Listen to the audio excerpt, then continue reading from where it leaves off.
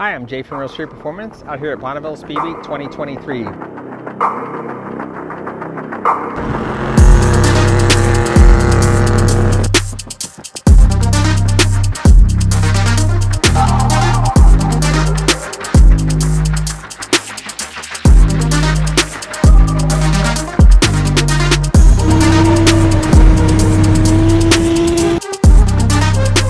The officials are some of the nicest, best officials that I've ever met at any event.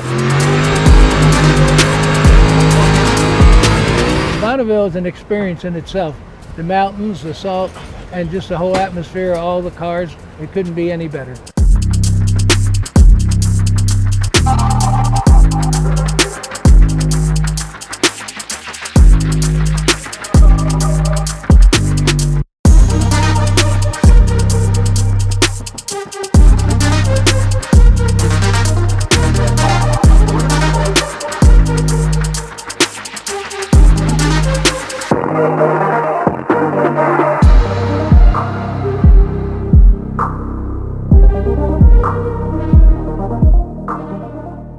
Good morning, it's Monday morning. They've let us out on the course. A lot of pits set up today. No cars will go down the track today. The surface is still fairly wet, so there's a lot of standing water when you first enter the course and various amounts of water throughout the area. You know, this is a huge lake bed, so when it rains, it does collect here.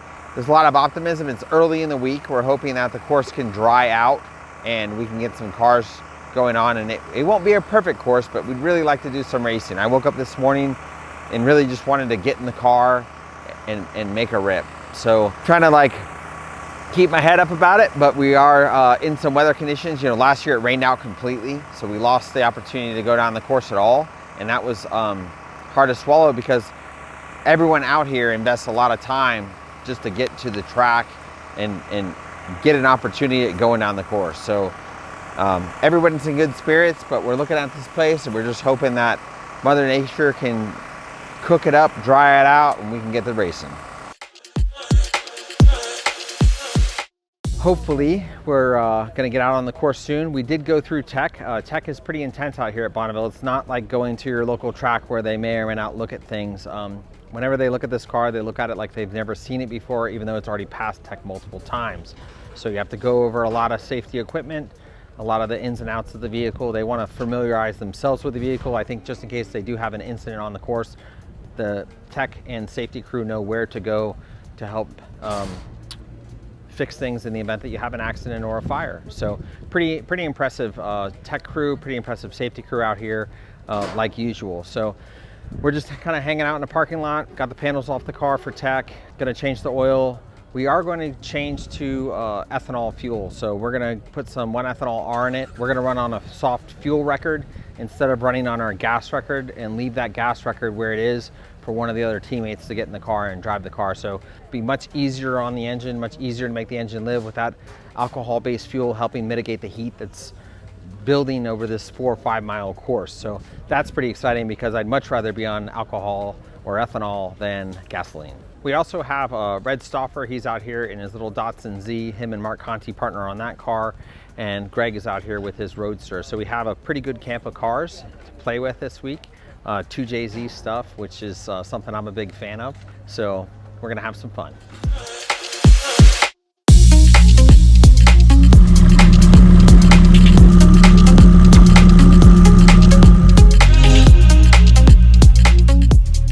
I got something for you. And I'm like, what do you got? He's like, oh, isn't that cool? Who made that? Duke is his name. Yes, he's like, this is a 2x4. Oh, wow. That's bad. Yeah. You know what he said? He said the wing's too short. Unbelievable. We've heard that before.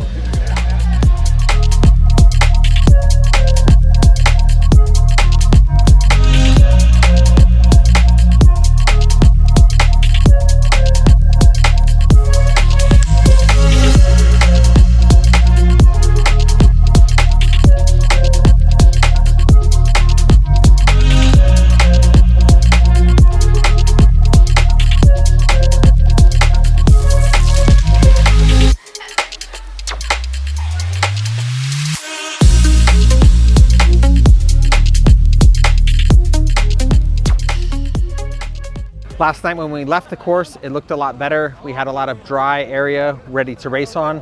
There was some wind that blew through here last night, and it blew rain water that had come down here last week back over the course. So the long course that was prepared to be run on was now covered in water. They moved us over to a short course, so now we have a 3-mile course. This is not going to be the event to set records at. However, there's still the Hot Rod Trophy on the kind of on the line. So Hot Rod Trophy is fastest car of the meet. Speed Demon went down this morning. They were the 3rd car down. They clocked 287 miles an hour, which is about 50 miles an hour less than they normally clock on a hard, dry course. The surface is a bit mushy. It's going to take months for this place to get really dry again, but we're at a live racetrack and things are getting exciting.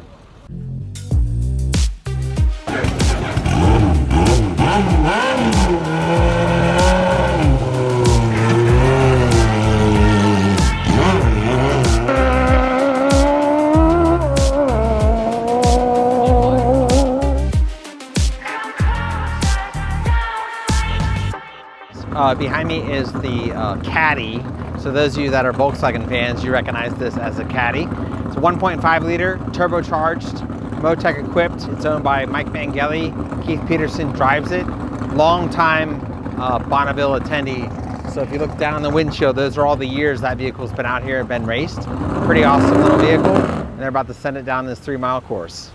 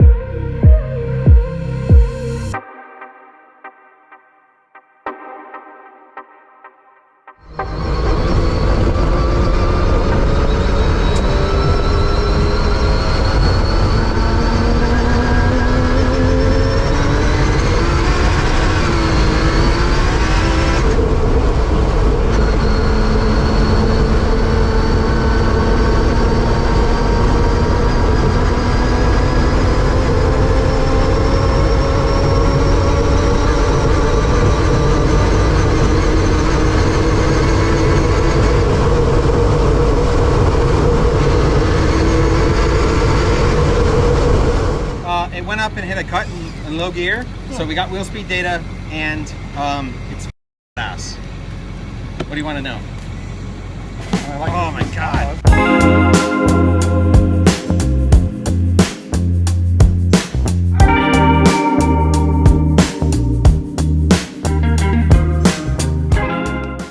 The next car we're going to send down that I'm working on out here is this Datsun 240Z. It's a car that Mark Conti and Red Stauffer both partner on.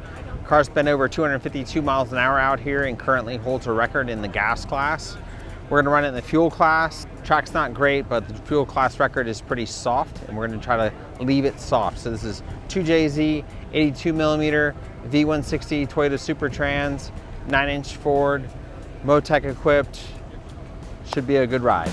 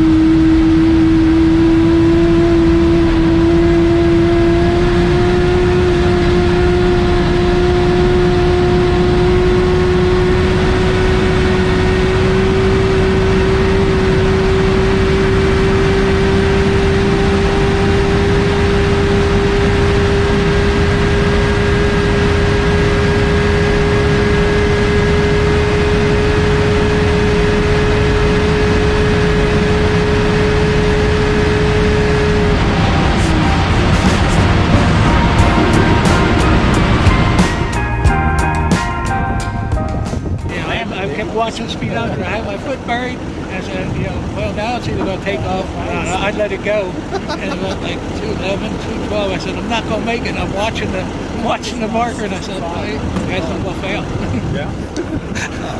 That was awesome.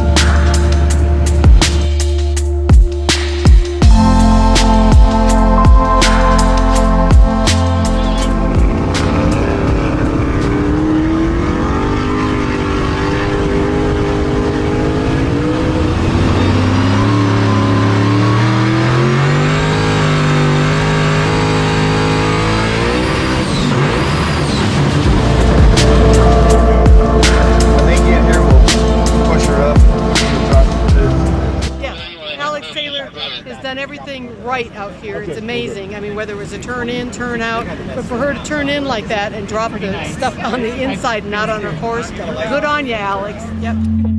Hey guys, I'm here with Alex Taylor. For those of you that don't know Alex Taylor, she's an accomplished young racer that has a really family-oriented, racing with her dad, just really cool stuff, especially for me as a dad. I can always look to my little girl and say, what about Alex Taylor? And we've got her to look up to. So this is her first time out at Bonneville, and I'm super excited that she's here. And I was hoping to get her perspective on the scene as a whole, and what it's like to look down the course versus looking down a drag strip.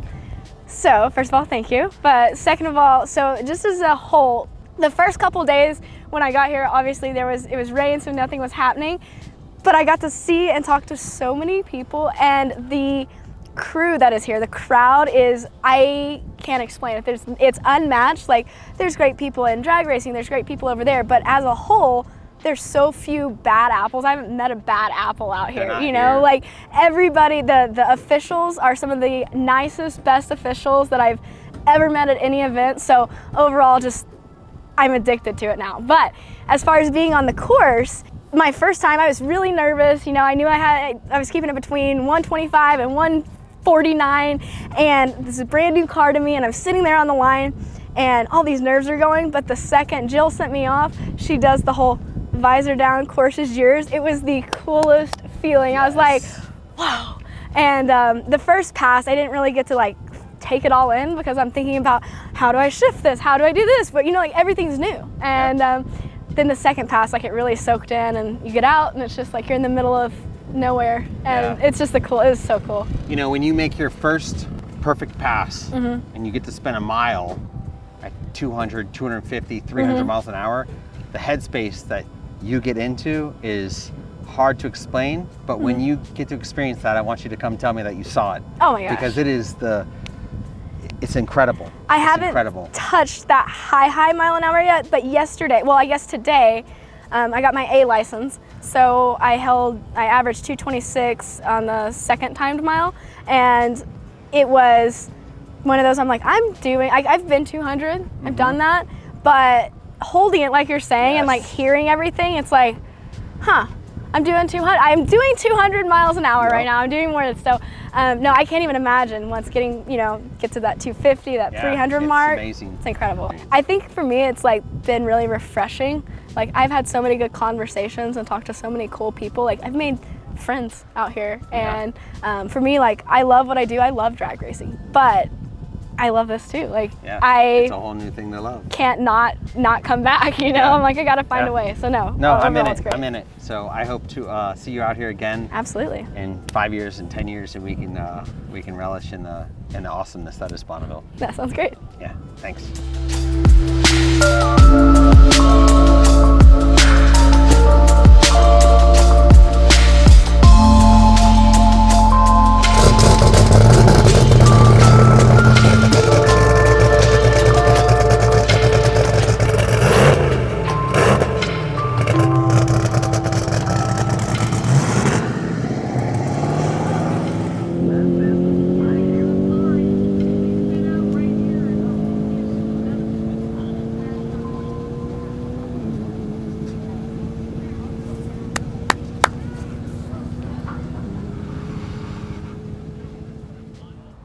Speed Week 2023 is a wrap. I didn't get to run the Streamliner as much as I wanted to.